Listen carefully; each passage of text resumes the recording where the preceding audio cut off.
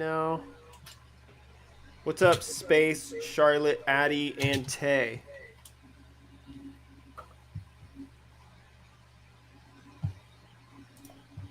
All right, dude, we're live. Let's hit it off. Hey, welcome in episode 3 of Bout That Action. Coming in hot, hot as fuck outside right now. It's getting warm, dude. Yeah, we got Dubs in the building. And Hi, Addie. who's the other idiot we got there? I'm Tith. You can call me Matt or Tith. My real name is Matt. And yeah, dude, it's getting hot. I just bought one of those like 3-foot deep, 10-foot wide little like blow up pools. Yeah. So I'm gonna throw that in the backyard. Get ready for the summer. My kids' grandparents, my wife's parents, bought a giant blow up snake that's gonna go in the backyard tomorrow. Oh, nice, dude. Yeah. For Noah. Yeah. Hell yeah. So this week on About That Action, we're going to get into NBA Finals that was kind of a flop. We're going to get into the NHL Stanley Cup Finals, which has turned out to be a good one. Oh, dude, so good. It's been crazy. Recap some of the U.S. Open. Bryson DeChambeau took it down. Big old choke by Rory. Get into some baseball.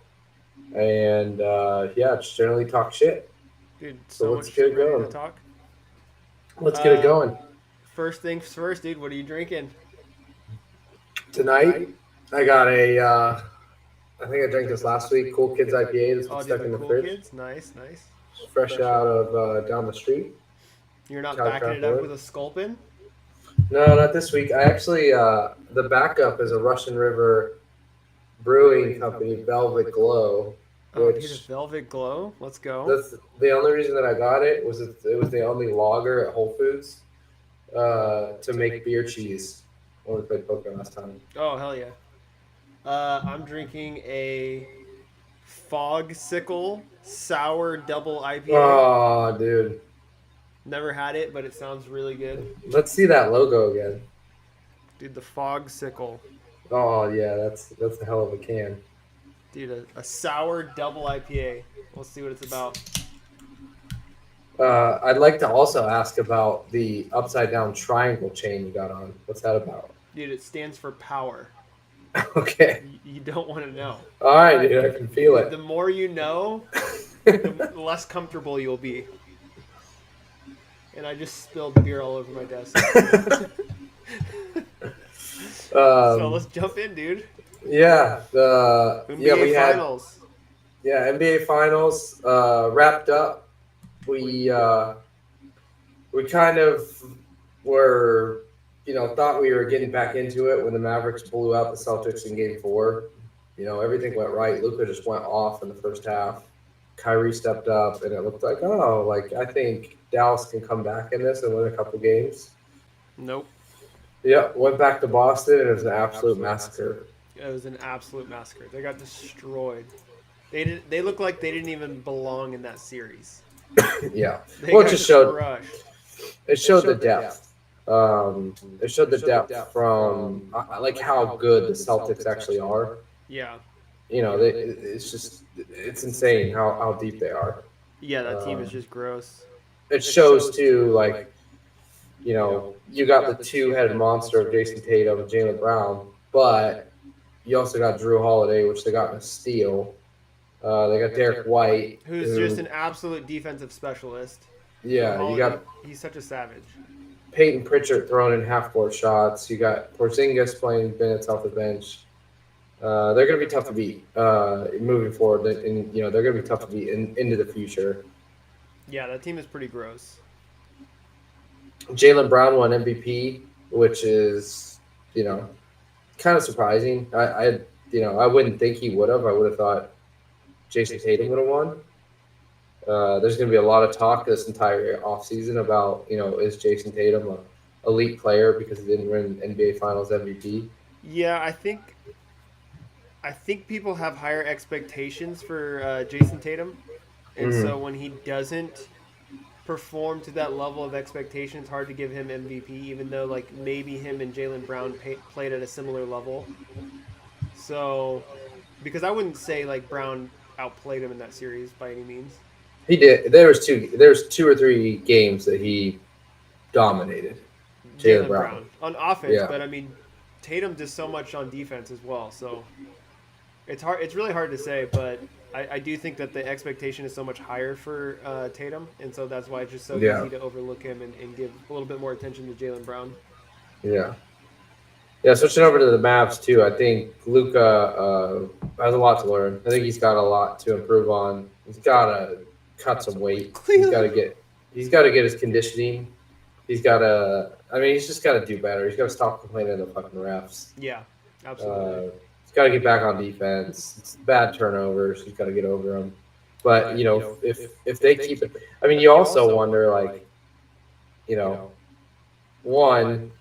Why'd they ever trade away Jalen Brunson and the Mavs? And then two, like you should have kept Porzingis. Porzingis and Jalen Brunson. That was a big Luka. one. Yeah, we were talking about that in game one. It was just like, dude, that guy's crushing you guys, and the very thing he's good at is what you're missing. He's depth. He's playing good defense. He's tough to beat.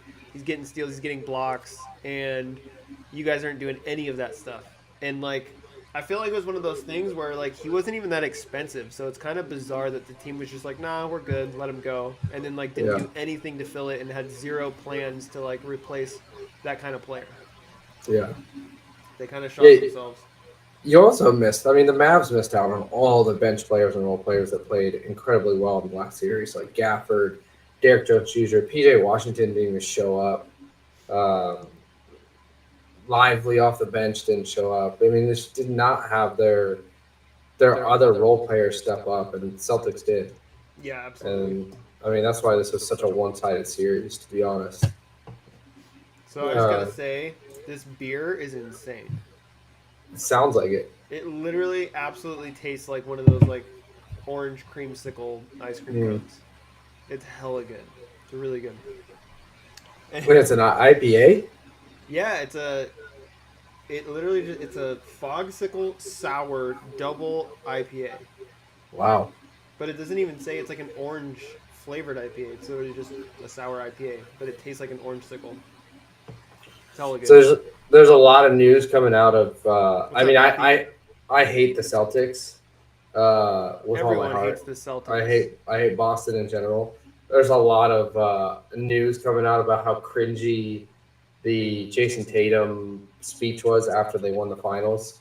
And there's actually a video, if you want to pull it up, of him. And there's actually like comparisons of the video to like when the Celtics last won the finals and Kevin Garnett was standing there interviewing, and he has like, service now. AI. He does the exact same thing. You're talking about the Tatum reaction? Yeah, he does the same thing, kind of has the same reaction. It's almost like he rehearsed it. Yeah. I feel like a lot of the stuff when you get into professional sports is kind of rehearsed. You know what I mean? It's not as authentic as you'd like. No, he kind of just did the same thing. It was like, I can't believe this. He had his hands on his head, and it's just, I hate Boston. Oh my God! Oh my God! It's a surreal feeling. We did it. We did it! Oh my God, we did it! What's up, Matthew? So much emotion. We saw you feeling it all when you came out of the game. Just can you try to? That was such a corny celebration. Well, if you play it like side by side with KG when they won, he kind of did the same thing, except he's like, "Oh my God, anything is possible." It's it's so corny and cheesy. Yeah, it's just this. Jesus. Yeah, it's wild. So yeah, we got. Describe just what you were feeling. We got a whole, off season to wait.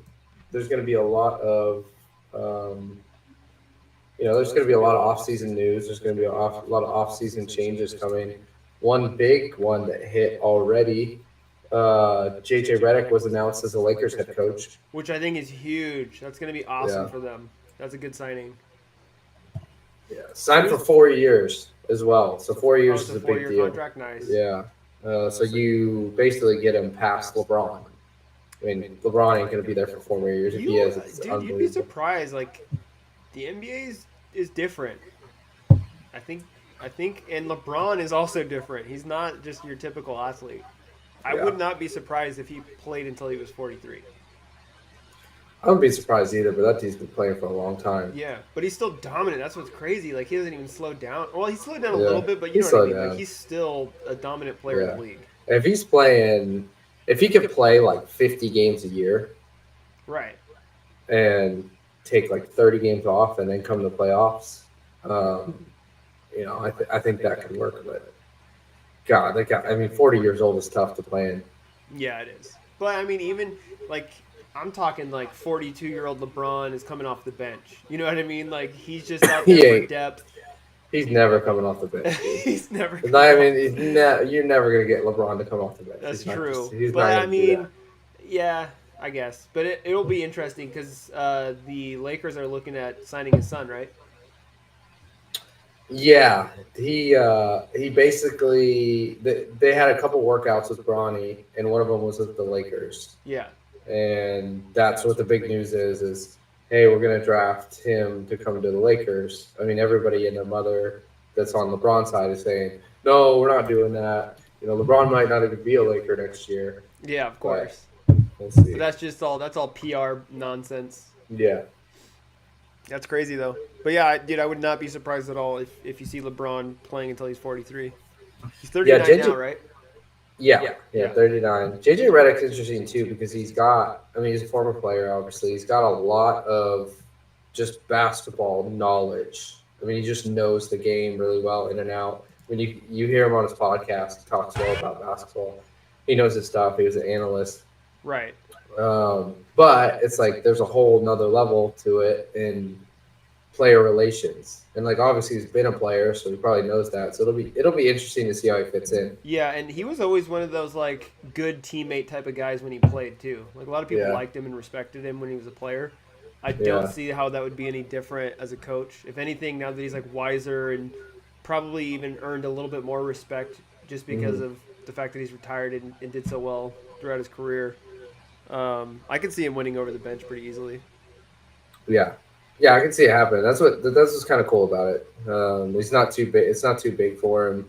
Or in LA, he does have a lot of people to deal with. Right, he's got LeBron to deal with, who he already does a podcast with LeBron, so I don't think that's going to be an issue. But then he's got AD to deal with, and And that he's got stupid eyebrow.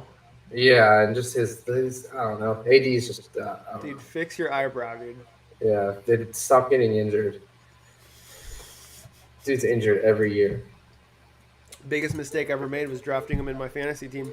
Yeah.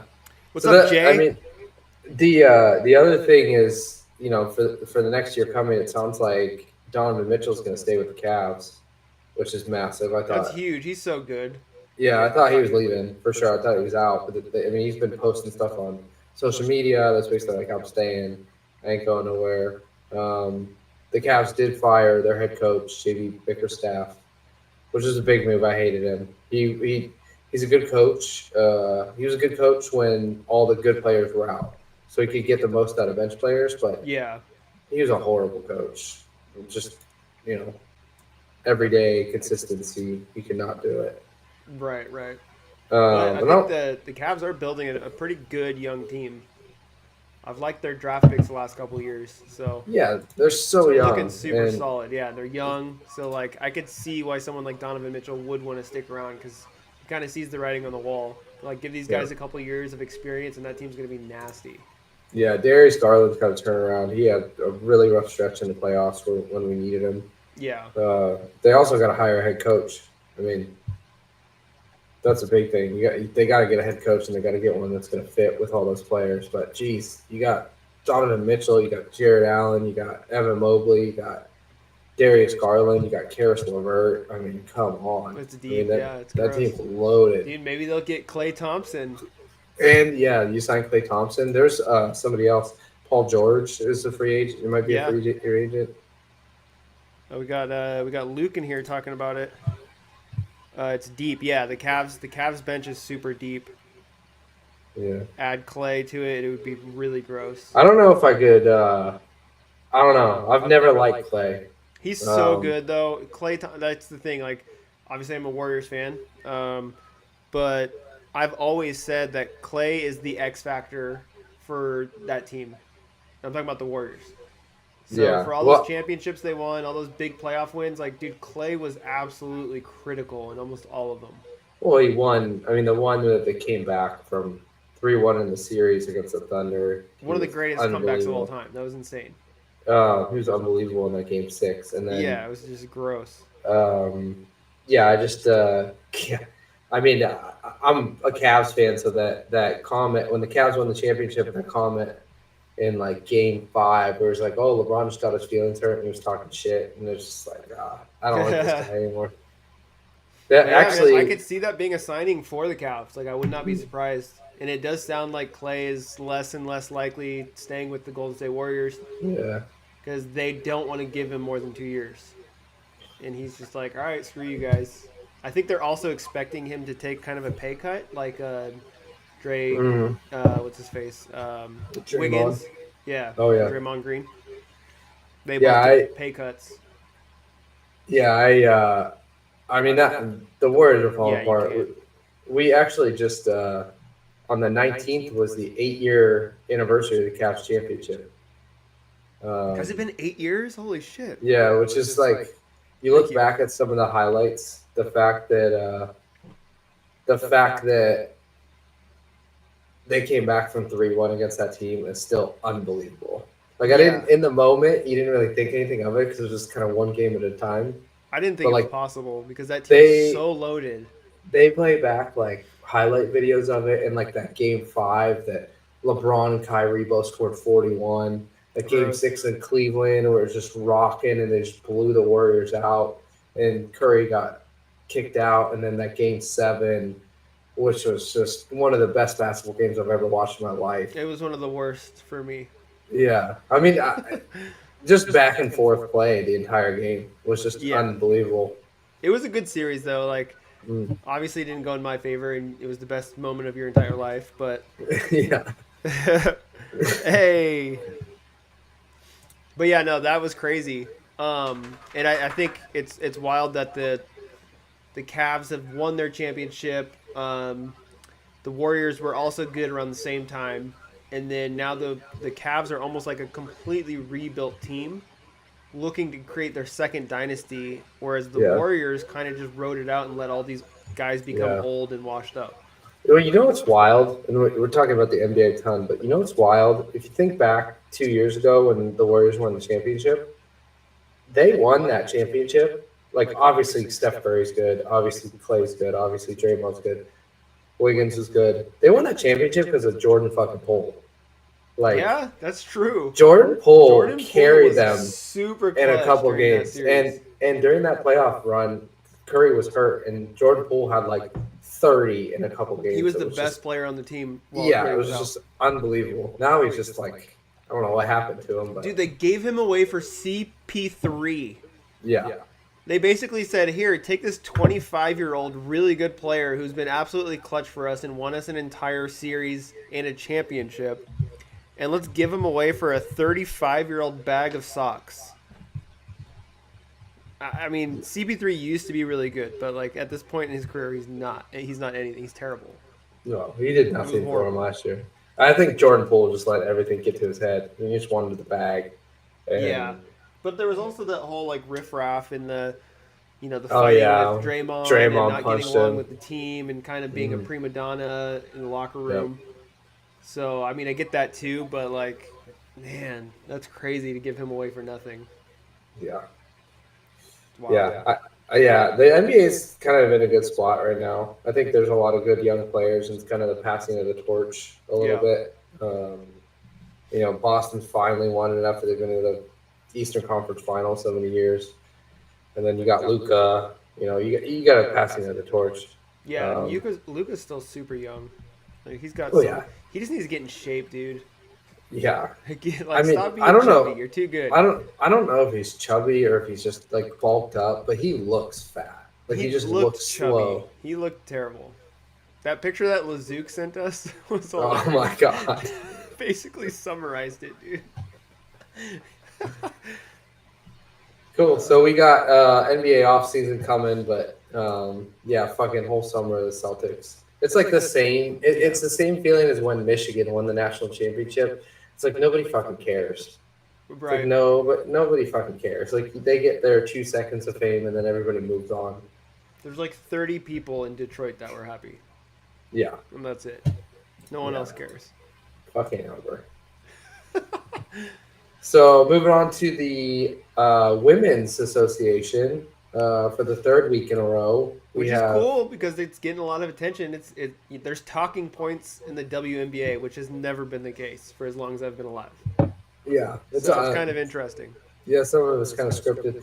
I think, Caitlin Clark got absolutely hammered by Angel Reese on a play that they made huge news of. There's a video in the thing you pull up, but Yeah, I'm gonna play right now. Let's check it out.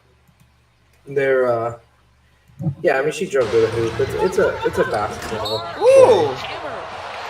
I mean, she kind of made a play on the ball, Yeah, I mean, it's a basketball play. She but it just was kinda- definitely one of those ones where it's like, if I don't get the ball, my forearm is still getting your And I forehead. think they're gonna look Yeah. at this Well, she didn't. But I mean, that she didn't happens. mean. That's basketball. Yeah, she didn't mean to do it. She just swung at the ball. to review And it. hit it. The foul, I Um, believe, to Angel Reese. Yep, across Yeah, the head. it They wasn't will go that to the bad. monitor Yeah, that's totally one of those. to review Yeah, this one. I mean, the NBA and Yeah, WNBA that's does the same right. thing where if anybody gets hit in the head, they eject the person, and that's what happened there, and that's why she got ejected. Yeah. I mean, but we already know that that's the type of player she is too, though. She's pretty aggressive, and like, Yeah. she's super good at defense, Yeah. and just like, you know what I mean. That's just her thing. Yeah, you can gonna see be her aggressive eyes. on every You play can see her eyes too. Her eyes aren't at her head. Her eyes are at the ball. at the ball. Which is Exactly. Yeah. and they made a big deal out of it. And, you know, finally Caitlin Clark's teammates stood up for her and tried to like walk into her, and Angel Reese was like, "What the hell?" Like I was just trying to make a play. So. Yeah. Right. But that's Um, good. I mean, creating this rivalry. You know, obviously they're the two best players to come out of college, and they're kind of creating this, whatever you want to call it, but it's going to bring a lot of attention to the league, which I think is good, and it's just fun to watch. Like honestly, just like when you have two people that are competing so hard and just fucking being vicious, like that's what makes it exciting. That's what makes it fun. Yeah. That's like the Yeah. old like Shaquille O'Neal and like Dennis Rodman days. Like those guys went at it, dude. Yeah, like back when actually the Jordan like Pistons days, those dudes went at it. Yeah. And like before that, the '80s, the Celtics Pistons, late Yeah. '80s, early '90s. Whenever you have like that true, genuine, just competition, and it's just like burning a fire in your soul, and just like you will die to win. That's what makes basketball exciting, and I think that's Yeah. what's being created here, which is awesome. Yeah. Well, we'll see what happens next. I mean, I've already lost track of it. I like will see like Sports Center's on in the morning when I'm running on the treadmill in the morning.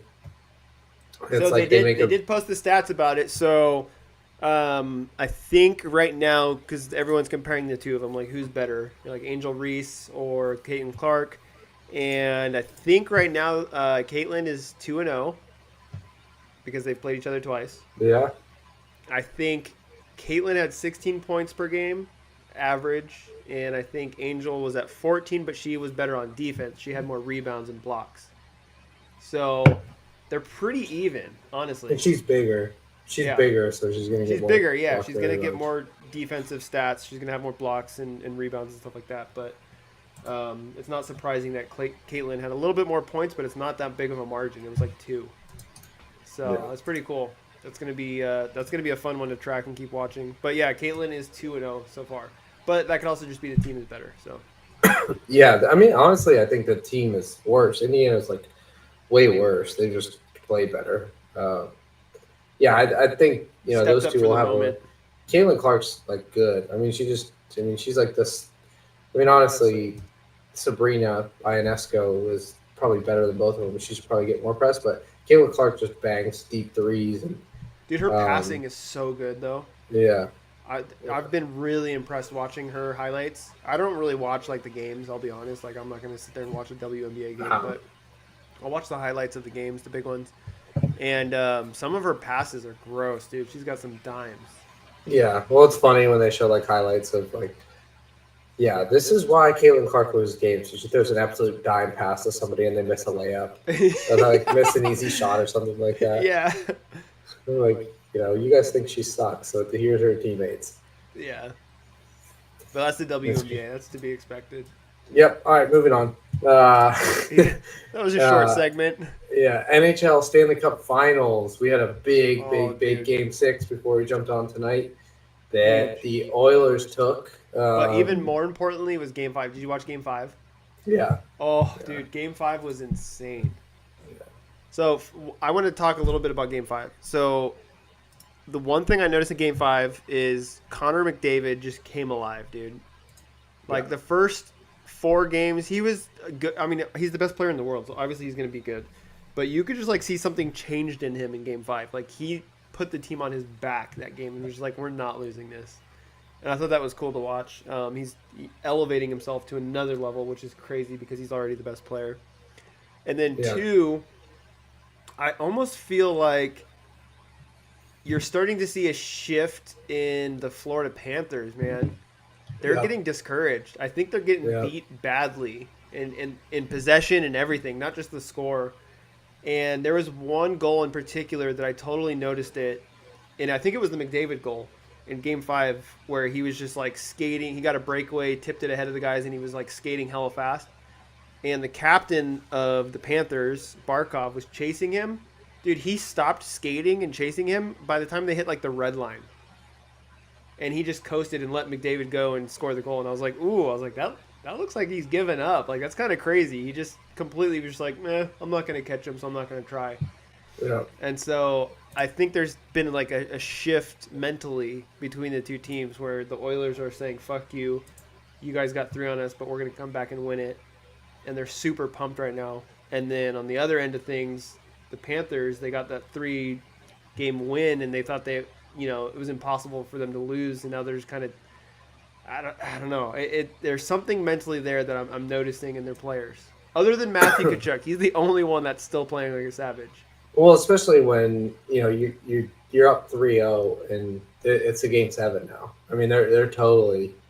I mean, there's like I said with the Cavs, there's like the highlights that are going around, and the famous locker room speech from LeBron before after they won Game 6 is he's like telling people they're mentally fucked up. Like the Panthers are mentally fucked up right now. They are, yeah. They got in their head, and you could just see it. They're terrified of McDavid. They can't stop him. And then, so that was Game 5. Game 6, the other guy, so Leon Game Draisaitl, 4, Game 4, came alive. McDavid had 3 assists, 1 goal. Game 5, Game 4, the whole team just slaughtered them. It was an absolute blowout. Yeah, Game 5, he had 2 goals, 2 assists. He had like nasty assist. Dude, just it was just disgusting. And then he had that goal where the Panthers player like skated hella fast. It was like an empty net, skated hella fast. That was Tkachuk. Ridiculous save where he laid out and saved it, and McDavid's like, "Thank you very much," picked it up and scored. I mean, What's up, James? We're doing a podcast right now. We're not taking any other guests at the moment. Sorry. But no, Tkachuk, his effort, that's what I'm saying. Tkachuk's effort, if you look at that effort compared to Barkov on that same game, dude, Barkov completely stopped skating. He was just like, whatever, let's see if Bobrovsky will stop it, and he didn't. And then on the opposite side of things, it was an empty net. The puck was guaranteed to go in. Like, there was a 0% chance of saving it, and Tkachuk said, fuck that. Like, I'm going to stop this. Skated as hard as he could, dove. And I'm telling you, the puck was like an inch away from the line. Oh, my God. Yeah, we got to I'll pull up the video and send it to you. Yeah, we got to get that because that was insane. Even though McDavid immediately got it and scored after he made the save, it was just the effort was impressive. So it seems like there's only one guy on the Panthers that's still trying pretty hard. Yeah, and then, I mean, you hit it on the head. I mean, you could see just the crispness with,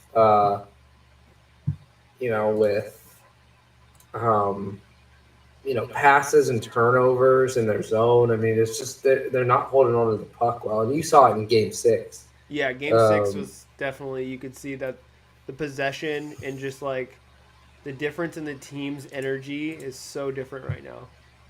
and the Oilers are just dominating. Yeah. But yeah, Game 6, Draisaitl came alive, which is good. They need him. So if they have Draisaitl and McDavid playing like they play, there's zero chance of them losing. Yeah, they didn't really need Connor McDavid in Game 6. I mean, obviously he's out there still making plays, but, you know, he didn't have the biggest impact that he had in the last couple of games. But there was that play in, I don't know if it was the first period or second period, where they called that goal back for Barkov. Yeah. That they called the offsides. Which was a little questionable. The offsides was so close. It was like, oof. Yeah, that was a massive turning point, though. I mean, It's a what game was of that? inches, but yeah, Yeah. that was pretty. I feel bad for that one because like I've experienced that with the Sharks, and that never feels good when it's an offsides, but it's like literally the size of a hair.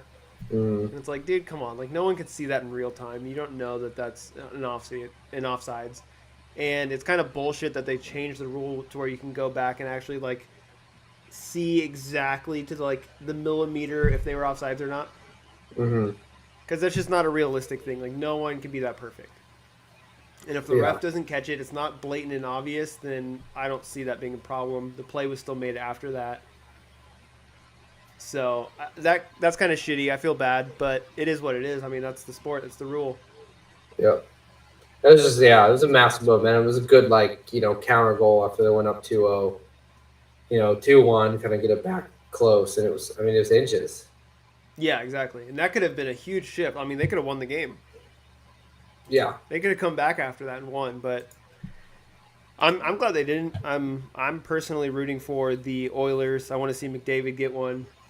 I think Draisaitl also. He's such a elite player in the league. And then you know who else has been standing out to me on the Oilers is Zach Hyman. That dude plays really good, and that goal he had was nasty. That backhand goal he did, so gross. And also, I didn't realize that dude has like 12 goals in the playoffs right now. What? Yeah. That's crazy. He has like the most goals on the team. And that's like probably the, you know, the McDavid effect. Like everybody's eyes go to him, and then exactly, yeah. But also, he's take probably just advantage. getting fed ridiculous passes by McDavid. Yeah. Constantly. Yeah, goaltending's changed big time. You know, Bob Ruffsky isn't standing on his head like he was earlier. Yeah. Edmonton was going wild in this game. I mean, just they should have won like 6-0 in that game. When they scored those two empty netters at the end of the game, I mean, that place was just absolutely It was erupting. Rocking. Yeah. Rocking. So it should be interesting. I mean, Game 7. You have the game up? Yeah. Game 7, I don't know what day it is. Is this the save? Yep. Game 7 is Monday, June 24th.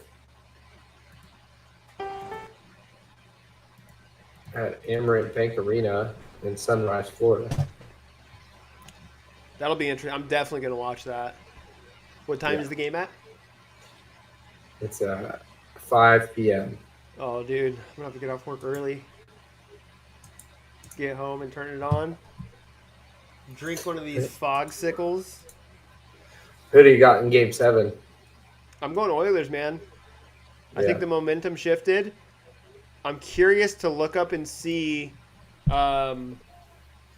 if there's ever been a team in history that's come back from a 3-0 in the Stanley Cup Finals and won. Or if this is going to be the first time ever. So I was listening earlier from what I recall. There's never been a team. There's been a team that was like 1948 or something like that came back from 3-0, got to a Game 7, but lost. So this will officially be the first reverse sweep in history if they do it. In the finals, yeah. That will be insane. In the Stanley Cup Finals. And how long has it been since a Canadian team has won the Stanley Cup? Yeah. That's it's been a while. Last time a Canadian team won the Stanley Cup. 1993. The So that's Montreal like 31 years. Isn't that wild that 1993 was that long ago? Yeah, I know. It doesn't make That sense. is crazy. But yeah, that's wild, man. So it'll be the first Canadian team in 30 years to win the Stanley Cup, and it'll be the first reverse sweep in a Stanley Cup Finals in history. Yeah. That's big. Wow. That'll be fun to watch. Panthers fans just got to be devastated. They Oh, have yeah. this thing You know wrapped they're up, shitting themselves and right now. They're just they like, were wrapped up, and it wasn't even just like it wasn't close. They it were just wasn't, yeah. dominating. It's been absolute domination from the Oilers the last 3 games. Yeah, so I want to see. I mean, you're going to probably see a barrage. Connor McDavid's going to be on his game. Oh, dude. Yeah, the whole team's going to be on it. I mean, I think it's big that it's in Florida. If it was in Edmonton, it'd absolutely be a no-brainer. They were going to win, but Yeah, they wouldn't have a chance if it was in Edmonton, but I think it's actually going to be a close game. I mean, obviously, all these players, this is their life dream, so you're going to see them all compete and play at a high level. I do think that the Panthers probably have a little bit more depth overall, but like I said, the elite talent on the Oilers is just, it's lethal. And McDavid just decided he's going to put this team on his back. Draisaitl woke up in Game 6. So Game 7 is going to be interesting. It could be anyone's game, but I think the Oilers are going to take it just because of the mental shift that happened, the energy. Yep, so we'll be watching that on Monday. For some reason, that video didn't come up, but I'll look at the other one. Oh, here it is. Yep. Matilda. Yeah, this save is so gross, dude. That's Just what an insane. effort. I mean, you could have easily given up. All right, I'm going to put it up on the screen here. There's like no reason for him to give that much effort. And look at that distance he has to cover. He's already like 10 feet behind the puck, and it's going pretty fast toward the net. This one's on target! And it's Oh my God. It's unbelievable. And at the last moment, but McDavid scores! What an impossible save. But yeah, I mean, he's the only guy giving an effort right now, honestly. You could say Ekblad is also playing pretty well. He's the assistant captain, probably the best defenseman on their team. And he's been putting in a good effort. Same with Oliver Ekman-Larsson, who's been a surprise, I would say, because the last couple of years he was on like Vancouver. He kind of was starting to show his age when at the end of his career over in Phoenix. So it's weird that he's kind of like resurrected on this team after having like 3 shitty years. But he used to be really good, so. My name's Jay. What's up, Jay? But yeah, dude, NHL Stanley Cup Finals, Game 7 Monday. Who do you have?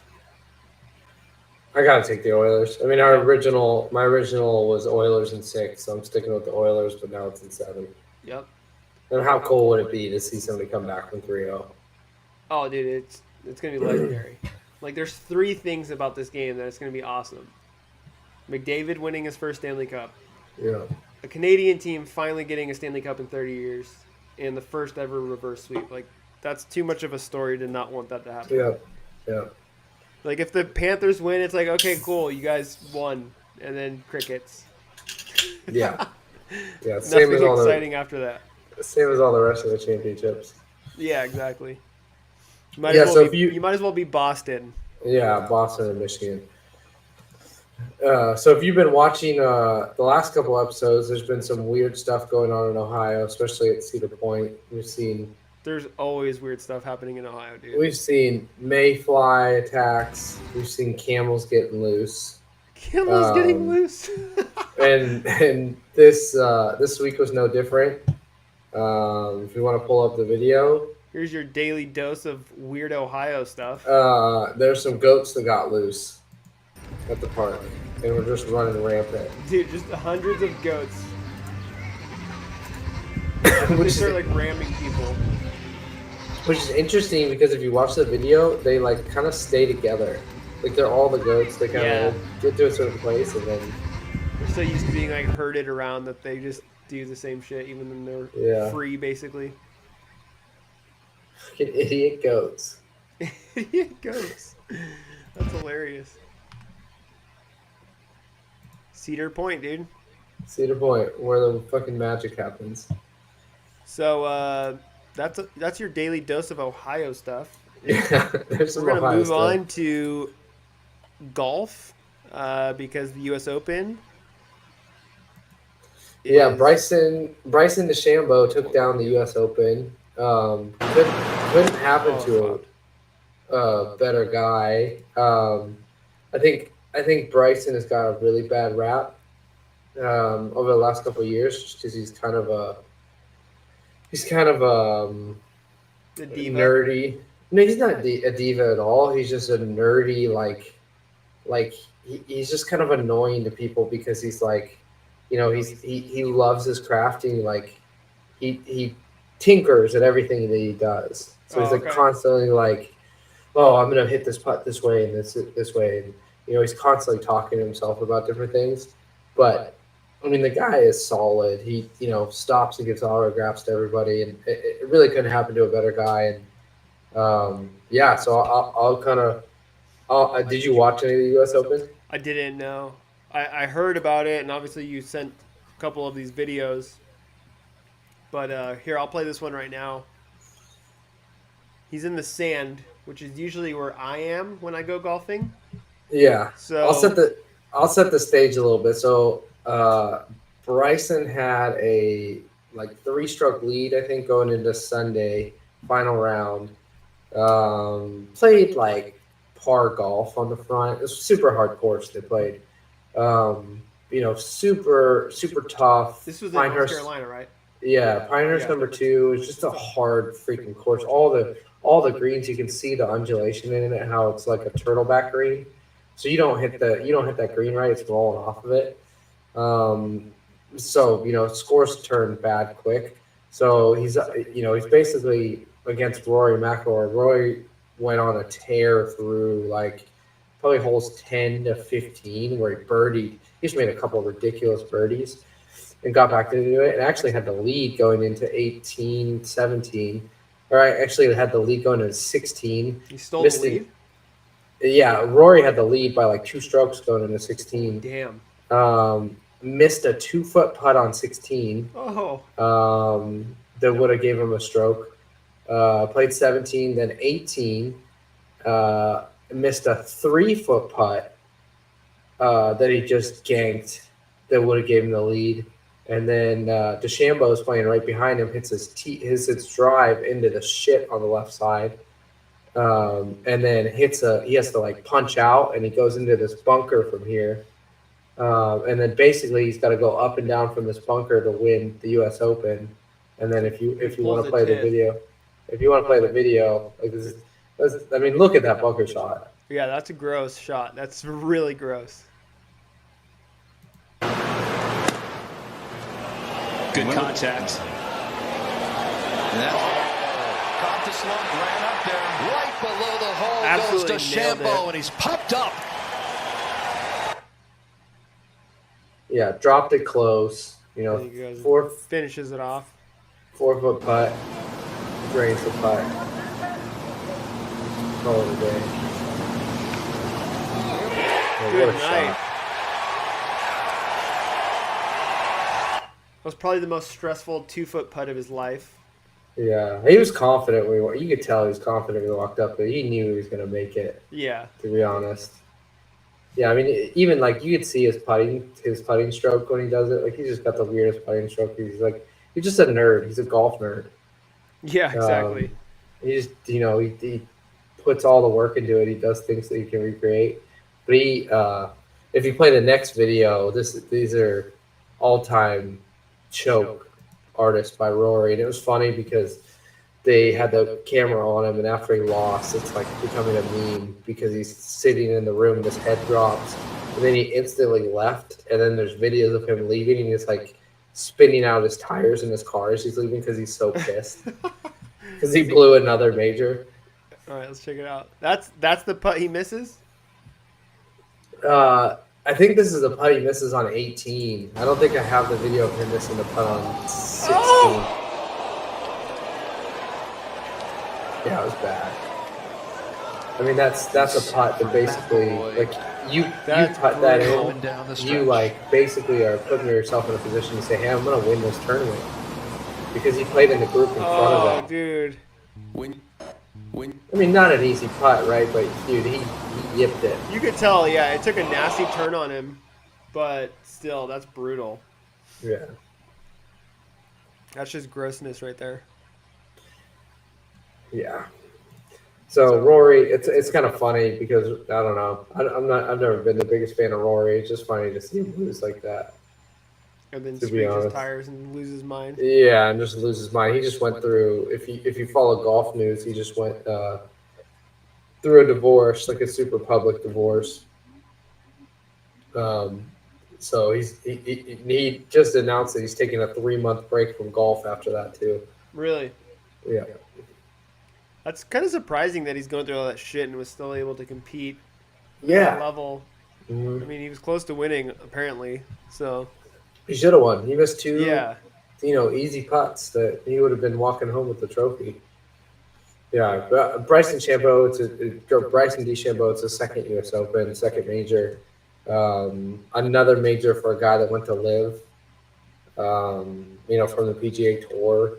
And, the guy literally walked around. I mean, there's stories of him out right now that he walked around the entire crowd and let everybody hold the trophy and stayed out signing autographs till like midnight for people after he won. So, I mean, it's That's pretty cool. Couldn't be a better guy. Yeah, that's pretty cool. That's someone who like clearly just loves his profession and is just like a good person.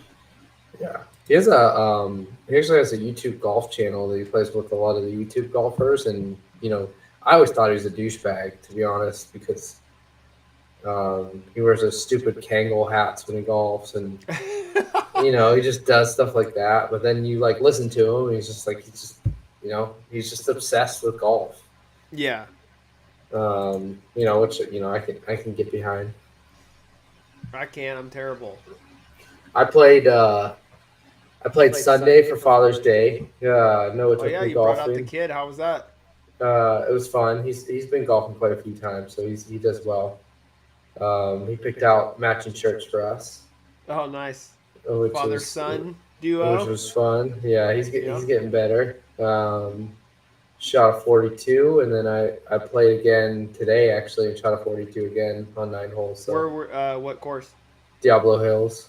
Oh, okay. In Walnut Creek. Super easy course, but like today I actually started. I got a triple bogey on number 1. I got a double bogey on number 2, and still shot 42. I birdied 2 holes after that, parred 3 holes. I was kind of on fire. Dude, double bogeys all day. Yeah. Dude, golf is such a hard sport. It's just gross. It's terrible. It's not for me. I love playing it, but I just know I'm never going to be good at it. Yeah, I'm finally getting it. It took me. I've been playing a lot more this year than I've ever played. I've played in a long time, but I'm finally like kind of getting my game back, and it's still so frustrating. Yeah, you one of the most feel frustrating sports. You feel like you're confident. You kind of gain some consistency, and then you just spray one right for no reason. For no reason, dude. What the fuck am I doing? It's absolute shanker. But anyway, that's cool, man. That's exciting. And Bryson's pretty young, right? Yeah. Yeah, so he's still got a lot of years left. 20. Yeah, he's in his 20s. 25. Yeah, he's young. Half the guys he's competing with are in their 40s and 50s. Well, he's been in the Masters. He was in the PGA Championship. I mean, he's been in all the majors pretty high up and playing, final rounds the last round. So, I mean, he's got his game figured out. And he's got many years ahead of him to get even better. Mm-hmm. Well, the crazy thing is he did not hit his driver well at all. Like, not even close. I mean, he's spraying his driver right, spraying his driver left, and still won the tournament. That's crazy. Dude, it's a new era. It happens in all sports. New era. The live golfers players are just get over. better and better somehow. Yeah. With time. Jumping into jumping into football. Yep, I don't have any football news. I do have some football news. Both regarding the 49ers. So, one is Brandon Ayuk. So, there's a lot of talks going on about the whole Brandon Ayuk situation. And over the last week, there was a big deal because Brandon Ayuk posted a video on TikTok or Instagram or something. And it was basically him talking with Jaden Daniels, the quarterback of the Commanders. And they were having like a live chat, a FaceTime or something. And he was basically telling him that the 49ers don't want him. Wow. That's what he was saying. And he posted the video publicly. So I have a feeling that's just a negotiation move, a little chess move on his part to show like, hey, I have other teams and other quarterbacks that I'm in talks with. You guys aren't showing me the money I want, which is virtually saying you don't want me, but in reality, obviously they want him. They need him. Mm-hmm. So I take it at like a grain of salt. I don't think it was as verbatim as people are taking it. But yeah, I got a lot of attention, and people are now speculating and saying all this crazy stuff that the Niners are putting together trade packages and all this shit to get rid of him, but I'm not buying the smoke. What do you think? Yeah, I mean, the news has been all off season that he's leaving. Yeah. I thought he was leaving. I thought they'd trade him in a heartbeat, to be honest. Just because he wants too much, and they're probably like just like $30 million, dude. That's crazy. Yeah, and the Niners aren't in a situation. They're like, well, if you think you're better than the team, see you later. We'll put Jawan Jennings there and find somebody else to fill the other role. Or just let Ricky Pearsall take some of those snaps. Yeah. He also looks like Mike Tomlin, so I thought he was going to the Steelers. If you pull up a side by side, he looks like Mike Tomlin dead on. He does. That's hella funny. That'd be a good team for him to go to, also. Oh yeah. He'd play a huge part there. Yeah, absolutely. And I think that's what he wants. I think the big problem with him is that he is really good. He's hella good. But the Niners are so deep. They have so many players. They have George Kittle. They have CMC, Debo, him, even Juwan Jennings. And there's so many mouths to feed that I don't think he gets the recognition that he really wants. Like, he wants, like, Justin Jefferson attention. You know what I mean? Like, he wants, like, 30 targets a game type of shit. And that's just not going to happen on the 49ers. There's just too many mouths to feed. But he's a great player, and I think he's technically still our number one receiver. I would put him over Debo as a true receiver. He's like a route runner. Yeah, he's a route runner. He can do those deep outs. To accept the fact that he's on a very, very talented team and a team that currently has a Super Bowl window open.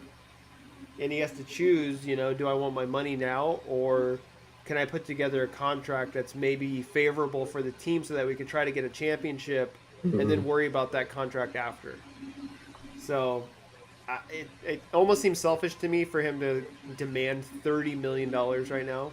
It's kind of crazy, especially when he has a contract already in place for next year for 15, which is half of that. It's just kind of crazy. Who would their receivers be at that point? I mean, you got Debo, but would Debo even play, outside receiver? I mean, he's more of a slot. Yeah, I mean, he can play more of outside, a slot, and really, he's just like he's a specialist. He's not even truly a receiver. Yeah, and then you got Juwan Jennings and Ricky Pearsall. Who's your other receiver?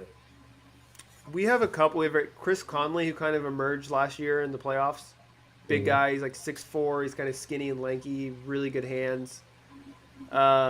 We had... I don't even know if we still have him. I forget his name. He's the dude that was doing all like the kick returns we got from the Steelers. I forget his name. Damn it. But we had him, and he was pretty decent. Outside of those guys, though, it really kind of drops off. And at that point, it's like you can just pick up anyone. Like, we had, like, Willie Snead and, like, you know what I mean? A couple, like, nobodies. Trent Taylor. We just signed Trent Taylor, yeah. So He's gonna be in was it back White of the Cloud? Was line. that his last name or something? I don't know. He's not on your depth chart now, so. So he's gone then. Yeah, I thought they let him go. But yeah, I mean, outside of Ricky Pierce, they drafted another guy in that draft that people are talking about saying is really good. I forget his name too, but Jacob Cowing. Counting or whatever. And they're saying he looks pretty good. He's running crisp routes. He's fast. He's kind of a smaller guy, but still, it's someone that you could probably put in for like punt returns, kick returns, stuff like that. And Juwan Jennings, they just signed an extension for, so they obviously like him. And he's been super clutch. Some of those playoff games, I don't think we would have won without him.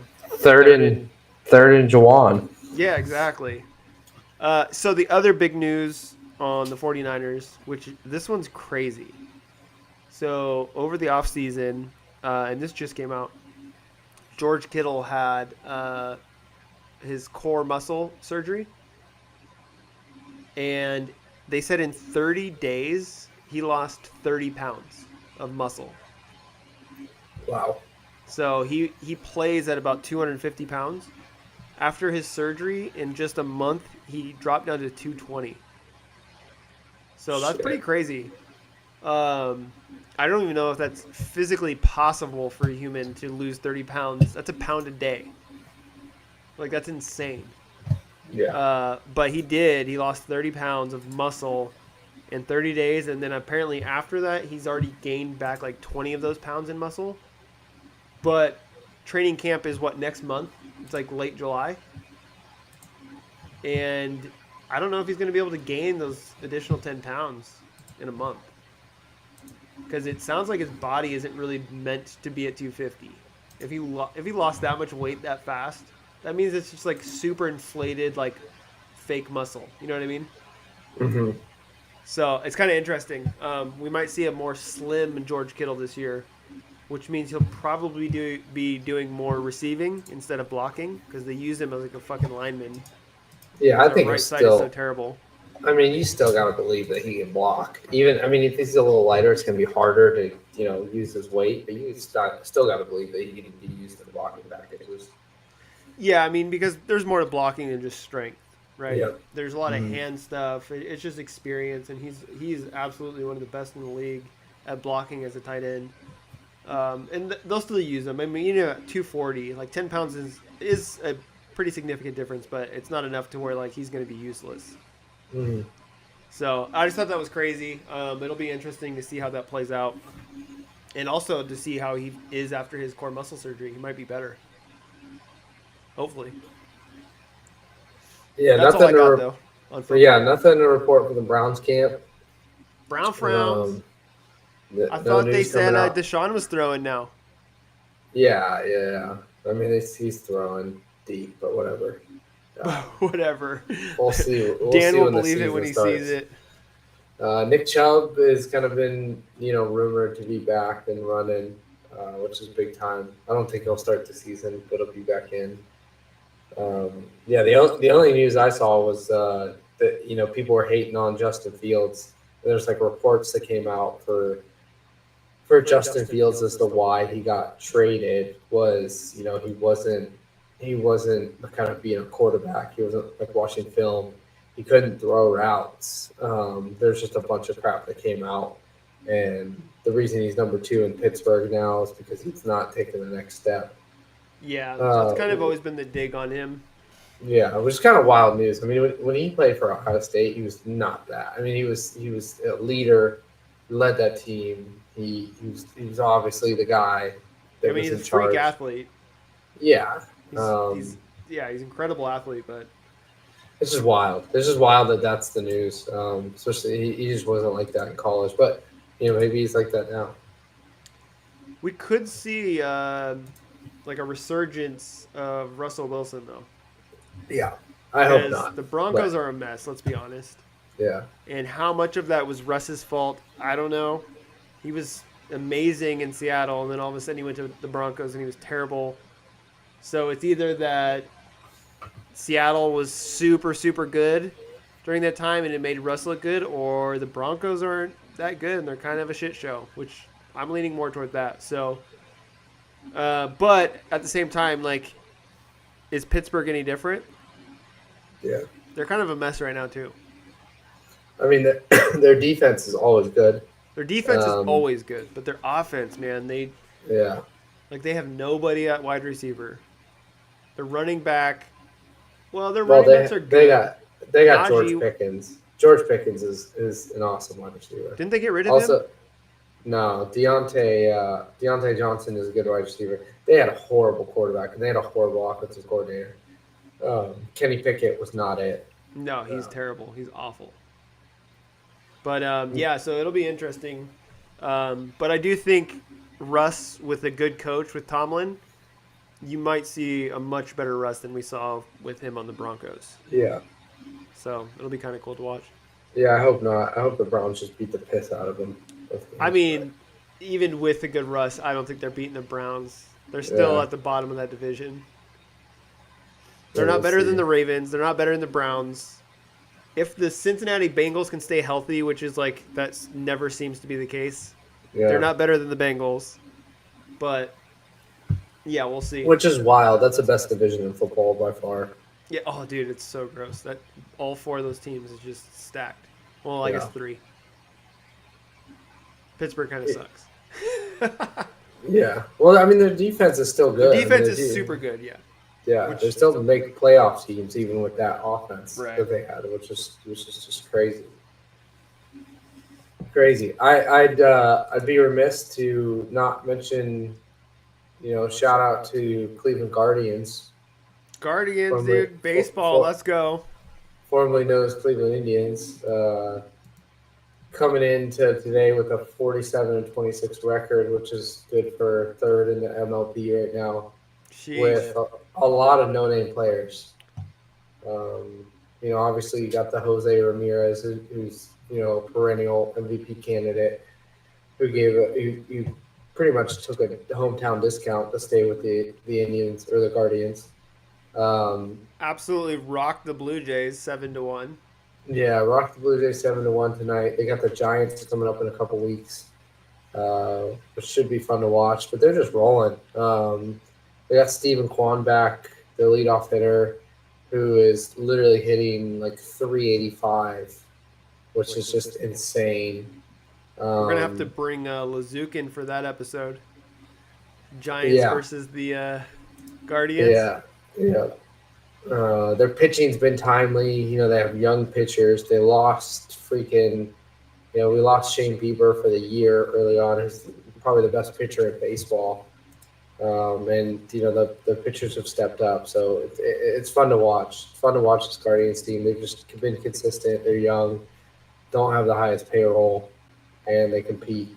We just got to see if they can beat the Dodgers. Yeah, well, they got to run through the AL, which means they got to beat the Yankees, and which is going to be tough. Dude, that beer was so good, by the way. Did you crush it? Yeah, it was so good. So moving on to our question of the week. Question of the week. We've kind of made this into a segment now because we've had questions of the week the last 2 weeks. So here's my question of the week. What's up, Whiz Drop? Question of the week. What would be the easiest sport and the hardest sport to cross over to? So I'll preface this by saying, if a football player changed to baseball, would he be able to hit a 100-mile-an-hour fastball? Or if a baseball player tried to go play football, is he going to be able to play football in what position? Okay, so I think the hardest sport to transition to would be a basketball player going to hockey. I think anybody going to hockey would be hard. I think any sport, but basketball players in particular because they're really big. And so, yeah, that's a tough one to learn. I think that's the hardest one to transition to because ice skating is such a unique talent. Skating aspect is tough. So, yeah, ice hockey has definitely got to be the hardest one to transition to. I think the easiest.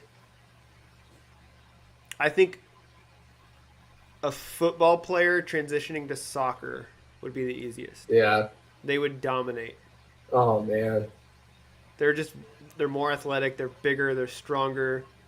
Yeah, they get some foot skills and it's over. I mean, And they have the eye-hand coordination and just like the athleticism to learn that kind of stuff. They would absolutely dominate. So there's been big arguments going around, and I think the first argument stemmed with football players going to basketball or basketball players going to football. What's easier? So number one, it'd be easier for a basketball player to go to football than a football player to go to basketball. 100%. You think so? Yes. Basketball players are too athletic, and but there's football players that are really good at basketball. True, but they're not. They usually play football because they're not big enough to play basketball. That's true. They don't have those kind of skills to play basketball. But I think hockey is probably one of the hardest to jump into because there's an element of skating. Yeah, the element of skating is just such an X factor that like you can't. You don't do it every day. Yeah, and no matter how athletic you are, like that's just not easy. You don't skate every day, so that's probably the hardest just by far. But baseball would be hard if you don't look at 90, 100 mile an hour heat every day coming at you. There's no way you're hitting one of those. I don't know though, because here's the thing: those athletes, basketball players, football players, they're the best athletes in the world. They are so much more athletic than baseball players. Their brains can process movement, and their eye-hand coordination is so much better just because they're better athletes. And so I think for them, like, sure, immediately they're not going to just jump in and be good. But I do think that a majority of really like high-end football players and just like freak athletes could jump into baseball and probably pick it up pretty quickly. But baseball players would never be able to just jump into football and be good or basketball. Yeah. Golf would be another hard one. Golf is that's another one where it's like it relies so much on such a unique training. Like it's such a unique skill that you have to have that like the only way you get good at it is by doing it a million times. So regardless of how athletic you are, if you haven't done it, you're not going to be good. But yeah, I don't know. I would say I think we nailed it. I think ice hockey is the hardest one to jump into, and soccer is the easiest one to jump into. Yeah, I think any of the core athletes that are out there could all play soccer. Yeah, absolutely. I think if we put a LeBron James, DK Metcalf, Tyreek Hill, dude. I mean, you put Nick Chubb, like you put all those guys on the soccer field. There's nobody that's beating us. No. Nobody.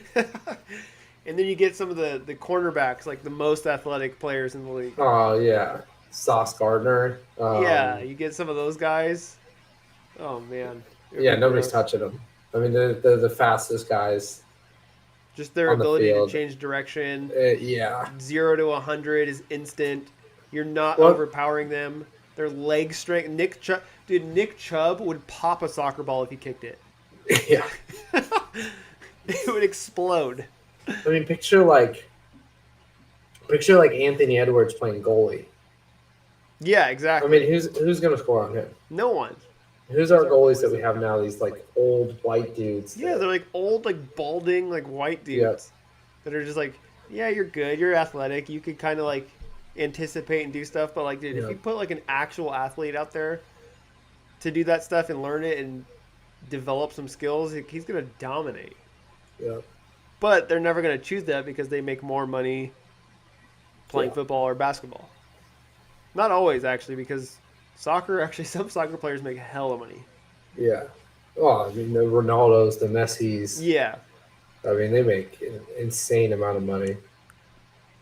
Speaking of soccer, the Euro Cup is going on right now, which I don't think I've been able to catch any games.